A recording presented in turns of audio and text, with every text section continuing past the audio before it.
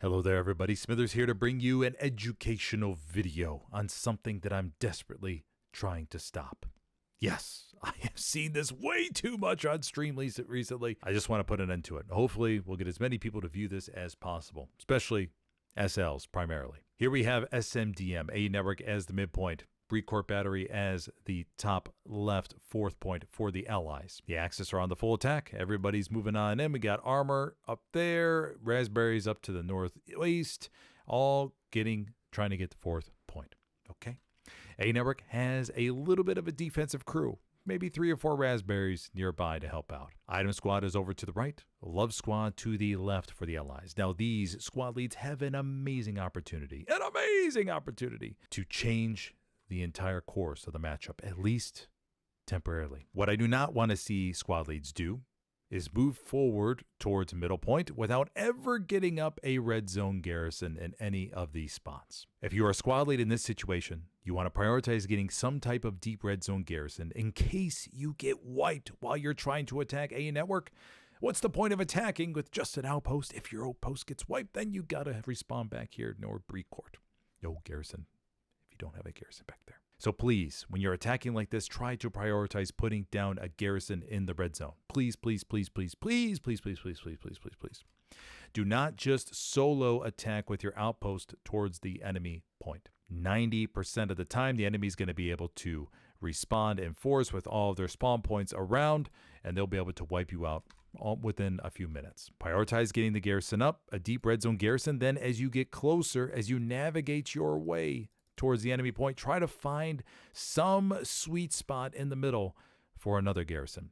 You have a deep red zone, and then you have a close red zone just for the hell of it. Because even though the enemy has garrisons nearby, there may not be any raspberries to lock out your garrison. Remember, garrisons don't lock out garrisons, raspberries do. You can always place down a risky outpost or a garrison right there in the wheat field, do a quick double support swap, and spawn bomb the hell out of a network. It doesn't matter if you only capture the point temporarily. If you capture the point, remember, it eliminates all of these spawns that the enemy has. All these go away. All of them.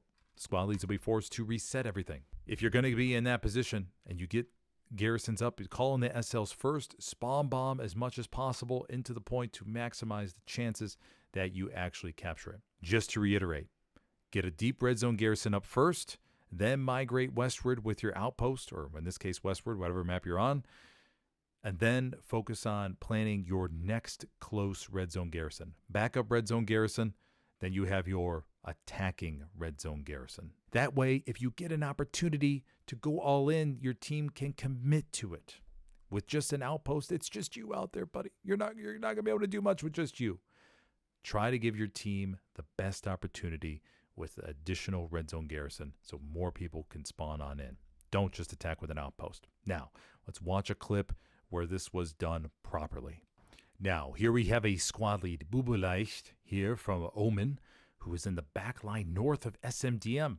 The beauty of the offset points, remember, is that the enemy is going to be bringing all their bodies outside of their defensive sector to attack you. It's going to leave for more opportunities. Look at Bubeleicht. Bubeleicht has dropped, I already called it one support player. They've dropped a box of 50 over there to the left, and now Bubeleicht is waiting for another support player to drop in another box. Now, this is how you do it. You call in one, Bong comes in. Support player, you drop a box of 50, and Bong works his way in as well. Now, Bong is going to drop a box. Now, they shouldn't move off of this. Okay. Bong does a really good job of not moving away from the outpost to potentially trigger the rest of the enemy radar network. So Bubeleicht will be able to place a garrison here. He redeploys. Good job, Bubeleicht. Looking to get up and look at the garrisons over there to the east. Bubeleicht going to look to place it now. Dismantles the outpost for a new garrison position. Garrison gets placed. Garrison is unlocked and good to go. Don't see you just add this garrison over here to the right side, everybody. Oh! Let's see if Bubeleicht's able to find it. Bubeleicht shouldn't be going too far off it, though. Got to be careful here, Bubeleicht. It's going to go over here to the border. Garrison for CU is over here somewhere. Bubeleicht going around. Let's see how many spawns these Axis send here. Remember, you want to prioritize SLs first. Get up their outposts so they can flood, or just in case the garrison gets locked. Nice big spawn wave. Let's see how many SLs we got. We got Capco. We got 1, 2, 3, 4. 4 SLs. That's what I'm talking about, buddy. 6 times 4 is what, everybody? Let's do a little bit of math together on a Saturday morning, Saturday evening, Saturday wherever you're in the world. 6 times 4 is 24. And now, okay, I think that we have a pretty good understanding of what just happened there. The garrison was placed. They prioritized SLs. We have Capco, Rafiki, and Walsh Sharp making their way towards AA Network. They'll get down their outposts momentarily. And that way, in case the garrison does get locked, the squad leads have their outposts ready to go. Now, as a double backup, the commander can also drop an airhead in some random location to act as sort of a diversion if necessary to keep the enemy off balance as to where exactly you're coming from. Blueberries, push. Now, keep in mind that over here on the left-hand side, the Axis did have a backup garrison ready to go in case, or to continue leaking SLs, like the point that I mentioned before on the other SMDM situation. Oh, it takes out Long Young. Recon OP and circle caps it with 16 minutes left. And they end up capping it.